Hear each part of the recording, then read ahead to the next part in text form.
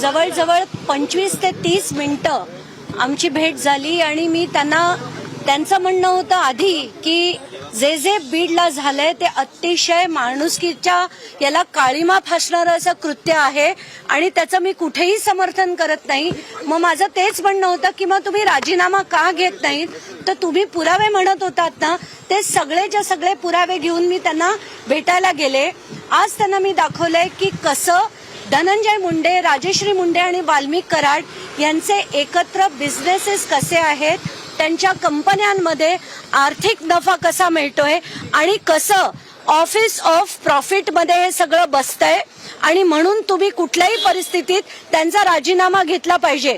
त्यासाठी मी त्यांना ministry of home affairs यांनी जे डायरेक्शन्स दिले होते MLA आणि मंत्र्यांसाठी ते दाखवले. त्या व्यतिरिक्त जे रिप्रेझेंटेशन ऑफ पीपल्स ऍक्ट 1951 याच्याप्रमाणे 102(1)(a) आणि 191 हे 2 आर्टिकल्स ज्याच्यात सरळ सरळ लिहिलंय की कुठलाही आमदार किंवा मंत्री स्वतःसाठी किंवा त्याच्या घरच्यांसाठी आर्थिक नफा मिळवू शकत नाही. तर महाजनकोकडनं यांना कसा नफा मिळतोय हे पेपर्स दाखवले. त्यानंतर त्यांना मी त्यांची असलेली दहशत आणि त्यांचे असलेले सो कॉल्ड समर्थक, जे समर्थक नाही आहेत पण ते दहशतवादी आहेत अक्षरशः, म्हणजे त्यांनी इतक्या मोठ्या प्रमाणावर जी बीडमध्ये दहशत केली आहे त्याचे सगळेच्या सगळे फोटो रील्स अगदी शांतपणे त्यांनी बघून घेतले आणि त्यांनी असं सांगितलंय की उद्या दुपारी 12 वाजता त्यांची आणि मुख्यमंत्र्यांची मीटिंग आहे आणि त्यात हे सगळे डिटेल्स जे आज मी त्यांना कागदपत्र दिलेत ते सगळीच्या सगळी कागदपत्रांवर डिस्कशन ते उद्या मुख्यमंत्र्यांबरोबर घेतील आणि पुढचा निर्णय जो आहे तो ते घेतील. मला खात्री आहे की लोकांची म्हणजे जनभावना आहे, जनतेचा आक्रोश आहे आणि या व्यतिरिक्त खरंच ती जे कृत्य केलं गेलं ते इतकं निर्घृण होतं की आता महाराष्ट्रात अशा कृत्यांना कुठेही कोणीही थारा देऊ नये. म्हणूनच आपला लढा आहे हे देखील मी त्यांना सांगितलं आणि त्यांचं पण तेच मत होतं की याच्या पुढे असं कधीही होऊ नये. संतोष देशमुख यांच्याबरोबर जे झालेलं कृत्य आहे असं परत महाराष्ट्रात घडू नये म्हणून मी म्हटलं की धनंजय मुंडे यांचा राजीनामा हा तातडीने घेणं आवश्यक आहे. उद्या दुपारी मुख्यमंत्र्यांना भेटून हे सगळे कागदपत्र दाखवतो आणि योग्य तो निर्णय घेऊ, एकत्रितपणे घेऊ असं त्यांचं म्हणणं आहे. आता बघूया आपण ते काय निर्णय घेतात. धनंजय मुंडे यांच्या राजीनाम्यासाठी तुम्ही आग्रही होतात, आता दादांची भेट झालेली आहे, तुम्ही आता समाधानी आहात का? आत्ताच्या घटनेला त्यांनी ज्या पद्धतीने सगळं बघून घेतलं, समजून घेतलं, कारण त्यांना अनेक गोष्टी याच्यातल्या माहिती देखील नव्हत्या, त्या सगळ्याचे पेपर्स मी त्यांना दाखवले आणि या व्यतिरिक्त जे रील्स तिकडे बीडमध्ये कशी मोठ्या प्रमाणावर दहशत आहे हे सगळे मिळून काय करतात, मग ते सुदर्शन गुले असो, विष्णू चाटे असो, त्यांची सगळ्यांची कशी मिली बघत आहे आणि कसं ते लोकांना दाबतायत, सामान्य माणसाला जगणं कसं कठीण आहे हे सगळं दाखवलं आणि याच्या पुढे असे राजकारणी महाराष्ट्रात नको. म्हणूनच मी त्यांना विनंती केली की यांचा तातडीने तुम्ही राजीनामा घ्या, त्याचं इन्व्हेस्टिगेशन पूर्ण होऊ दे, सगळं खरं काय ते बाहेर निघेलच. धन्यवाद. की जर तपासात काही आढळलं तर या संदर्भात आम्ही विचार करू, या भूमिकेपासून तरी ते पुढे सरकलेत का? ते आज जे त्यांना मी पेपर्स दाखवले त्याच्यानंतर कुठलीही शंका राहणं शक्यच नाही, कारण त्याच्यात मी सह्यानिशी दाखवलंय, बॅलन्स शीट्स दिल्या आहेत मी त्या कंपन्यांच्या आणि त्याच्यावर त्या बॅलन्स शीटवर धनंजय मुंडेंची सही आहे, राजश्री मुंडे यांची सही आहे आणि सरळ सरळ फ्लाय ॲश महाजेन्कोकडनं ते विकताना दिसत आहेत, आर्थिक नफा त्यांना मिळतोय आणि ह्या कंपनीमध्ये तिघही आहेत, धनंजय मुंडे आहेत, राजश्री मुंडे आणि वाल्मिक कराड देखील आहेत. त्यामुळे ते काही फक्त कार्यकर्ते नाहीत किंवा एकत्र काढलेले फोटो देखील नाहीत, हे त्यांचे सरळ सरळ आर्थिक फायदे आहेत ज्याच्यावर सह्या आज त्यांना दाखवल्यावर त्यांची खात्री पटली. आणि जसं मी म्हटलं, रिप्रेझेंटेशन ऑफ पीपल्स ऍक्ट आणि कॉन्स्टिट्यूशन मधल्या 2 प्रोव्हिजन्स 102(1)(a) आणि 191 या प्रोव्हिजन्स दाखवल्या.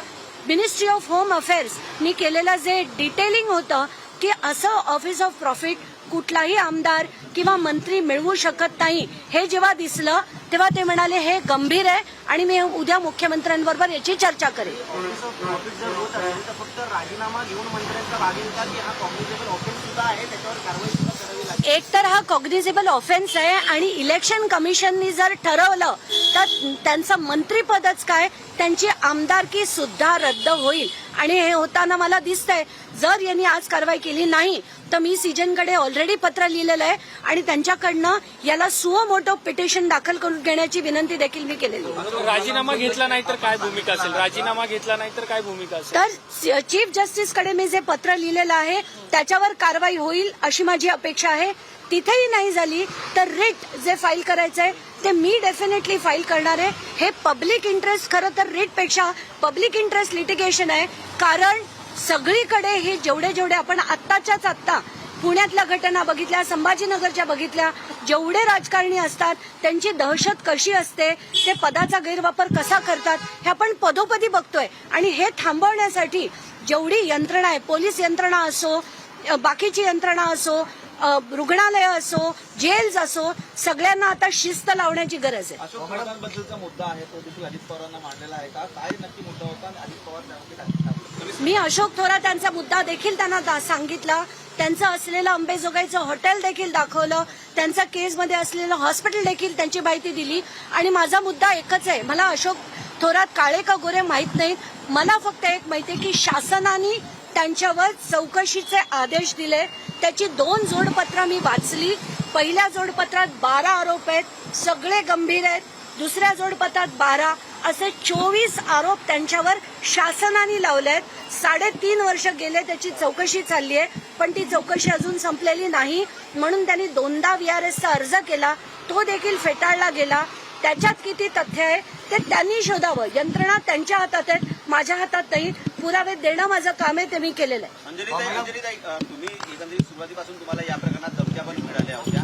या प्रकरणात आता पक्षप्रमुख म्हणून अजित पवार तुम्हाला न्याय देतील असं वाटतंय का? तुम्ही राजीनाम्याची मागणी करताय. आज अतिशय गंभीरपणे त्यांनी प्रत्येक गोष्ट ऐकली आणि प्रत्येक गोष्ट त्यांनी रील्सपासनं, फोटोग्राफ्सपासनं, पेपर्सपासनं सगळं अतिशय गंभीरपणे त्यांनी बघितलंय. याचा अर्थ ते आता जर एवढं दाखवून सुद्धा जर त्यांनी कारवाई नाही केली तर ते अतिशय चुकीचं घडेल आणि ते करतील अशी अपेक्षा नक्कीच आहे.